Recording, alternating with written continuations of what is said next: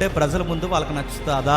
అందుకే నచ్చదు. అందుకే అన్నారు, ఆ ఆంగ్లంలో కూడా మాట్లాడింది. అందుకే ప్రభు అయిన యేసుక్రీస్తు వారు కూడా ఈ తరంలో ఇప్పుడు మనకు వచ్చి సంఘాల మధ్య సంచరిస్తే ఎవరో బయట వాళ్ళు చంపుతారు లేదా కానీ ఎవరు చంపేస్తారు? క్రైస్తవ నాయకులు, సంఘ పెద్దలు చంపేస్తారు. యేసు ప్రభు వారిని పట్టి అప్పగించింది రోమా పెద్దలు కాదు. యేసు ప్రభు వారిని పట్టి అప్పగించి ఏ రోజు ముందు పిలాతు ముందు నిలబెట్టింది అన్యులు కాదు. ఎవరు చెప్పండి? రోజు బైబిల్ చదువుతున్న వాళ్ళే యేసు ప్రభు వారిని చంపేశారు. మళ్ళీ గుర్తుపెట్టుకోండి, యేసు ప్రభు వారు ఇప్పుడు వస్తే ఎవరు చంపేస్తారు? రోజు బైబిల్ చదివే వాళ్ళే చంపేస్తారు. రోజు ప్రార్థన చేసుకున్న వాళ్ళు చంపేస్తారు. రోజు చర్చిలో తిరుగుతున్న వాళ్ళు చంపేస్తారు. మళ్ళీ చెప్పిన దేవుడు పేరు మీద కార్యక్రమాలు చేసిన వాళ్ళే చంపేస్తారు.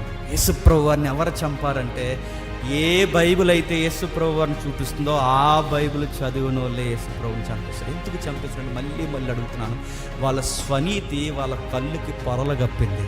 వాళ్ళ స్వనీతి దేవుని కుమారుని స్పష్టంగా చూడకుండా అడ్డొచ్చేసింది.